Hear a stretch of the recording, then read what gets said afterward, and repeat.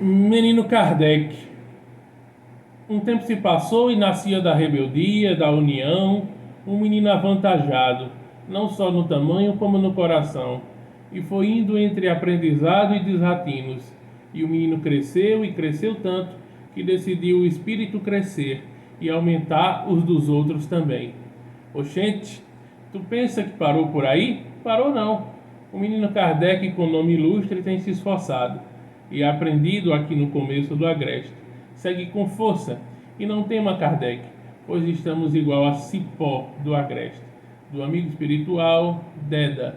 Essa mensagem foi uma mensagem mediúnica que eu recebi na data de 25 de 5 de 2018.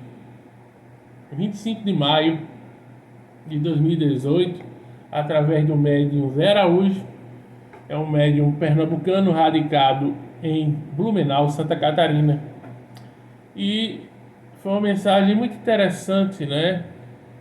Me encorajando e falando um pouco do meu trabalho, isso à época já com 4 anos de casa espírita, eu à frente do centro espírita. É por conta de mensagens como essa que eu continuo na minha luta, que eu continuo trabalhando e me esforçando para levar luz, orientação, sabedoria, informações e notícias a todos vocês aqui no canal.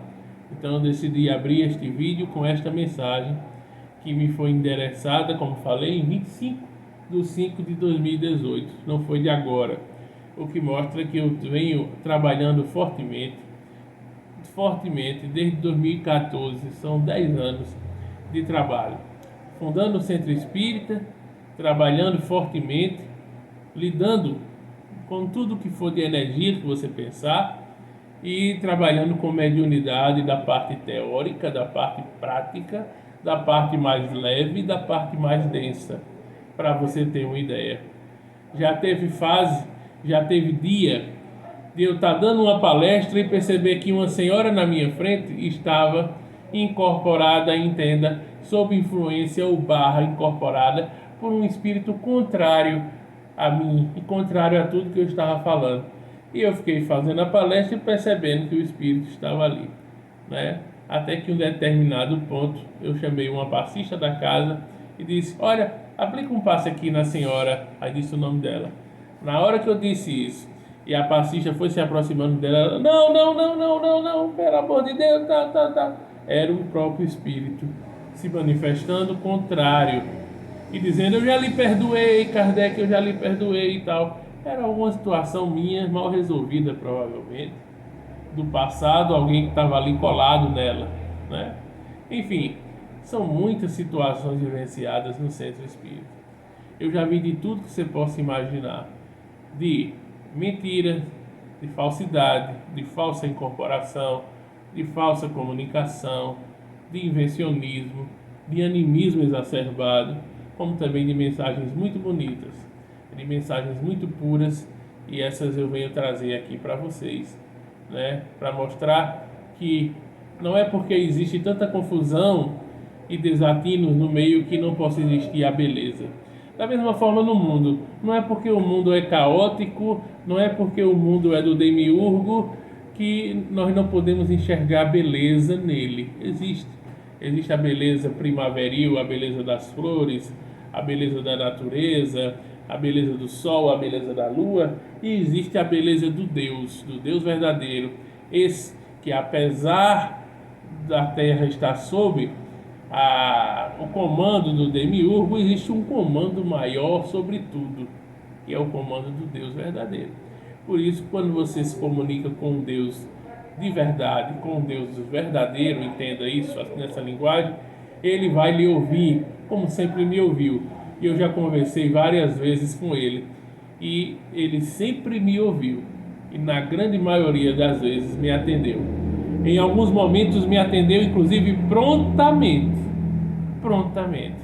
Em outros momentos não foi prontamente, mas em poucas horas ou em poucos dias estava resolvida a situação e foi um pedido atendido por Deus, porque Deus é inteligência suprema, é amor e é misericórdia. Deus não é um Deus castigador, não é um Deus punitivo. Não entenda também que você precisa ficar pedindo perdão a Deus a todo instante. Não, você pode pedir, faz parte até de uma ritualística, às vezes inconsciente. Quando estamos orando, quando estamos conversando com Deus, a gente pede desculpa, a gente pede perdão, o que seria um perdão pelos pecados ou perdão por nossos erros. Faz parte do processo, meio que já sai até natural a gente fazendo isso. Mas imagina se uma inteligência suprema, que a gente não consegue mensurar o amor, a inteligência esse ser tem. Imagina se ele está magoado, né, para que a gente precise pedir perdão toda hora. Ele está entendendo a nossa tamanha ignorância e, portanto, ele sabe que nós erramos, continuamos errando e ainda vamos errar.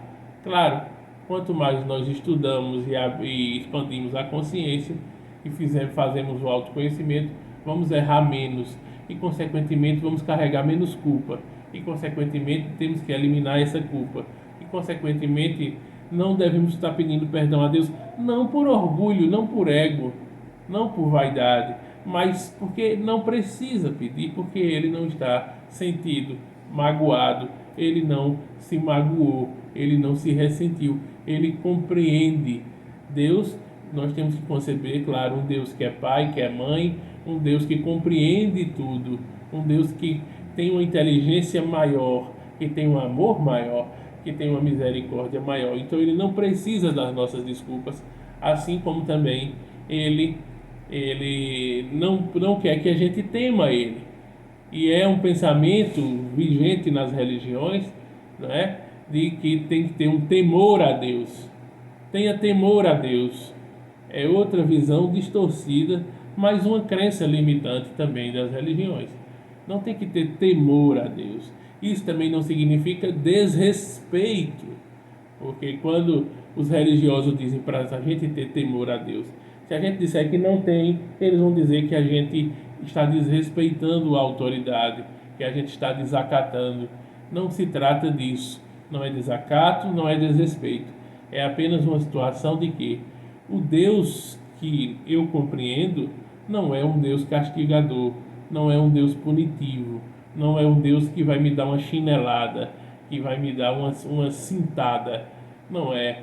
Eu não vou levar não vou ser espancado, tá? Então, nesse sentido, eu não preciso temer a ele como um filho teme um pai que vem bater nele. Não, eu não preciso temer. Eu preciso respeitar, claro, eu preciso amar, eu preciso procurar ser mais assertivo, sim, eu procuro ser uma pessoa melhor, claro, mas eu não preciso temer. Não, temer não, porque eu não posso colocar em Deus atributos humanos, achar que Deus é o pai castigador, é o pai violento, é o pai que intimida, é o pai que vai dar uma chinelada, que vai bater com o cinto em mim, que vai bater em você. E aí nós tememos um pai que seja um pai que goste de bater nos filhos, uma mãe que goste de bater. Mas Deus não gosta disso. É uma outra concepção, precisamos ter uma outra concepção de Deus. Entender Deus como misericórdia absoluta, como amor absoluto. O que volto a dizer não significa desrespeitar, não significa afrontar, muito menos a Deus. Significa a gente estabelecer uma conexão com um Deus que é amor, que é bondade, que é misericórdia. Evidentemente que se a gente erra, se a gente comete absurdos, ele não vai gostar disso. Mas ele também não vai nos punir, nos castigar e não quer que nós temamos a ele. Não. O que acontece é que, naturalmente, as coisas que a gente faz e se faz de maneira insensata, impensada, com insensatez, e se faz principalmente com doses de requintes de crueldade e de maldade, naturalmente o fluxo da vida vai fazer a gente passar por algumas dificuldades, por alguns perrengues naturais de uma situação que as energias vão e voltam num efeito bumerangue e que naturalmente nós iremos passar situações difíceis e iremos passar por momentos de muitas tribulações, não porque Deus está nos castigando, mas porque nós fomos imprudentes, fomos insensatos e fomos muitas vezes maus, cruéis. Então, a vida vai estar, o universo vai estar nos dando de volta aquilo que nós somos, a nossa crueldade, a nossa maldade, a nossa vontade de ver alguém sofrer, não é? A nossa torcida por alguém morrer, por alguém ficar doente. Quantas pessoas, você basta ver as redes sociais, quando você observa as redes sociais e mostra que alguém está doente, as pessoas embaixo comentando, torcendo para que a pessoa morra, fique mais doente. Essa semana, o presidente da República levou uma queda em casa, um acidente doméstico. Basta ver a quantidade de comentários torcendo para que seja o pior aconteça, para que ele desencarne. E não só ele, mas qualquer outro político de direita ou de esquerda, não é? Essa semana eu vi uma pessoa criticar porque alguém havia falado que Jesus seria de esquerda.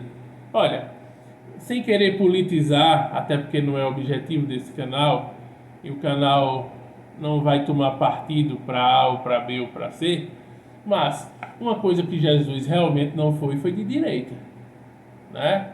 Jesus não foi de direita. Então esse Jesus que é vendido da moral, família, pátria, família e bons costumes, isso aí não existe. Deus, pátria, família, isso é balela. As posturas de Jesus realmente foram posturas muito mais próximas de uma pessoa da esquerda do que da direita. Isso é um fato, tá? Jesus foi questionador, foi indagador. Jesus foi rebelde, sim, foi rebelde. Foi antissistema, foi contra o sistema. Foi contra o sistema vigente, foi contra a Matrix. Jesus foi contra a Matrix, certo? Então, se você é contra a Matrix, se você é questionador, se você é indagador, se você faz a diferença orientando, alertando, sendo um professor para multidões, alertando contra um sistema, né? Alertando e sendo uma pessoa crítica, como Jesus foi. Raça de víboras, disse ele. Sepulcros caiados, né? Então Jesus soube fazer uma política da luz, eu diria eu. Não é a politicagem nossa, não entenda como politicagem nossa, nem como a política comezinha do dia a dia, mas ele soube fazer uma política de luz, uma articulação. Ele foi um articulador e foi um político no sentido mais nobre que se possa dar a essa palavra. Claro, porque ele soube articular, ele falou falou com Nicodemos que o homem precisa nascer da água e do espírito, numa alusão ao processo reencarnatório. O homem precisa, para ver o reino do céu, nascer de novo. Não só o renascimento no processo de mudança de consciência, de metanoia, como também um processo de reencarnação, né? Então, essa parte é interpretada muito como um processo de reencarnação e como um processo de que ele precisa nascer de novo, principalmente no processo de nova consciência. O homem precisa nascer de novo, é um processo de metanoia, né? Jesus foi almoçar, né, com o cobrador de impostos, o Zaqueu, né? Pediu: "Eu vou almoçar na sua casa". Foi lá. E Jesus era visto como quem comia muito, gostava de comer, bebia vinho, gostava de comer. Então, veja que o Jesus, nesse aspecto, ele se aproxima de uma pessoa comum, normal, e uma pessoa questionadora, uma pessoa articuladora, uma pessoa que soube persuadir, no bom sentido, convencer, trazer pessoas para o seu lado, trazer pessoas para a luz. Esse é o processo que a gente deve entender o Jesus. Então, Jesus não tem partido, nem nunca teve. Mas se tivesse que se dizer, ele era muito mais aproximado da esquerda do que da direita, pela sua postura crítica, pela sua postura rebelde, pela sua postura antissistema, pela sua postura de contestação, pela sua postura de lutar pelos mais necessitados, pelos mais pobres, de lutar por aqueles que eram os invisíveis sociais, de defender a mulher adúltera, né? De não cair em onda de cancelamentos da época, que era o apedrejamento. Então precisamos refletir sobre isso. Essa postura é muito mais uma postura de alguém ligado ao povo, ligado às massas e ligado a uma visão de esquerda e não de direita, tá?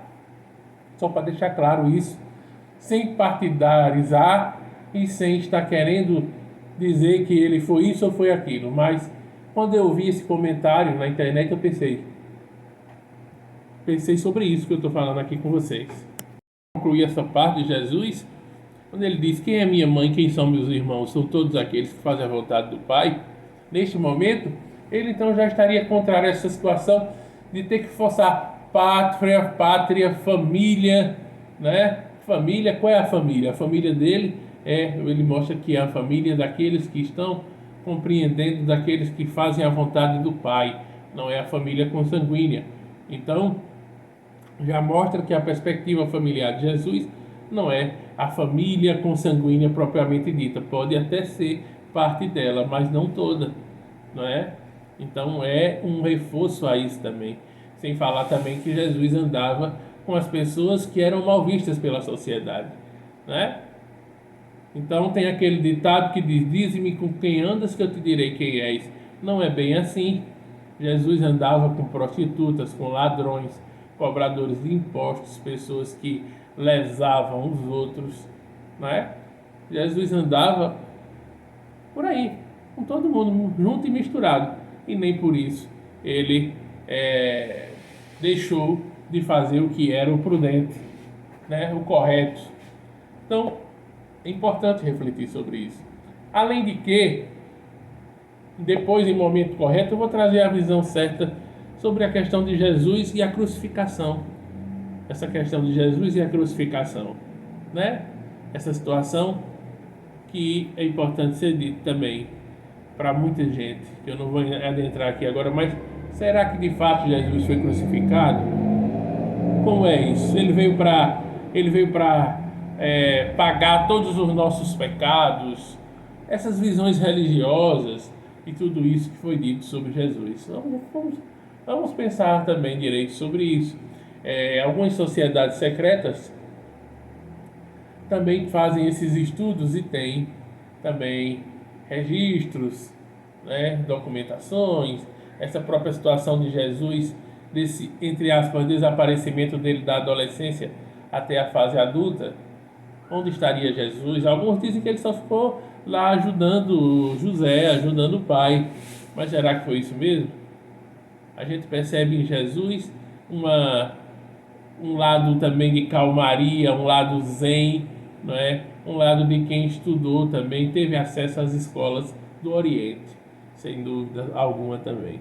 Enfim, eu estou conversando e é bom esses vídeos de conversa aberta porque a gente fala um pouco sobre cada coisa.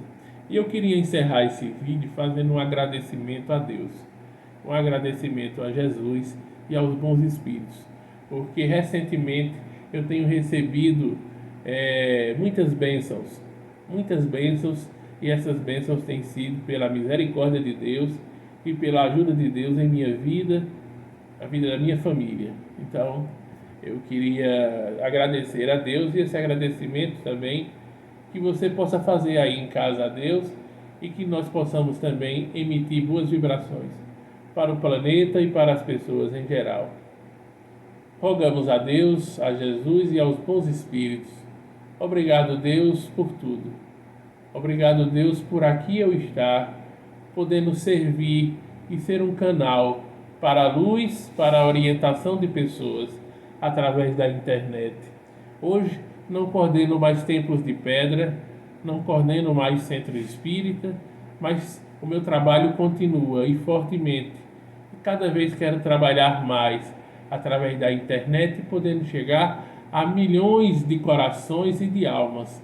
E peço saúde, saúde e proteção espiritual para continuar nessa jornada. Muito obrigado, Deus, por tudo. Obrigado pela saúde, pelas defesas energéticas, pela proteção, pelas bênçãos derramadas em todos os aspectos, em mim e para as pessoas especiais de minha vida, os meus familiares. Obrigado pela ajuda a mim e minha família. Obrigado pela cura. Obrigado pela saúde. Obrigado pela proteção espiritual. Agradecer a Ti, ó Deus, por Tua misericórdia e bondade. Agradecer a Maria, agradecer a Jesus, aos bons espíritos, aos espíritos curadores, aos espíritos da área médica, aos médicos curandeiros, raizeiros, a todos que trabalham na parte espiritual da medicina, Dr. Frederico von Stein, Padre Pio, tantos outros amigos, caboclos, pretos velhos, tantos outros. Muito obrigado, Deus, por todas as bênçãos derramadas, toda misericórdia, livramentos, saúde, cura e proteção, e muitas bênçãos derramadas em todos os aspectos. Muito obrigado. E assim possamos seguir por mais tempo e por muito tempo, com Tua bondade e misericórdia e Teu escudo de proteção. Amém. Assim seja. Pois é, esse agradecimento foi de coração a Deus por algumas vitórias pessoais, algumas conquistas que refletem a misericórdia divina. E eu quero também contar uma história sobre uma oração rapidamente para vocês. A oração é falar com Deus com verdade, não é com palavras procuradas, não é falando bonito, mas falar com o coração. Se você consegue falar com o coração e ainda é bonito, tudo bem, mas de qualquer forma vai ser bonito, porque vai ser com o coração. Falar com Deus não tem fórmula, é só falar com o que vem na sua mente, no seu coração. Certa vez tinha um homem, isso é uma história que me contaram, tinha um homem numa igreja e era um senhor negro, estava lá no fundo muito compenetrado, e o padre percebeu que ele tinha uma oração muito forte, que sobre ele havia uma energia diferenciada. Quando todo mundo saiu da igreja, o padre chegou a esse homem e perguntou a ele: como é que o senhor ora? Como é que o senhor está orando? Porque eu estou vendo no senhor uma energia muito vibrante, muito forte. Ele era um senhor preto e ele se intitulava de Preto Velho, encarnado. E ele disse assim: eu só apenas me ajoelho ou sento e digo: ó Deus, Preto Velho está aqui, e abaixo a cabeça e fico compenetrado.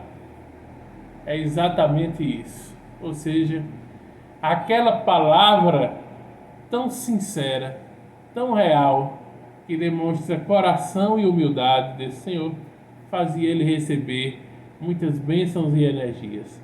Aí está o que é uma oração de verdade, e não aquelas pessoas que ficam às vezes fazendo verdadeiros textos, né? E concurso de palavras bonitas.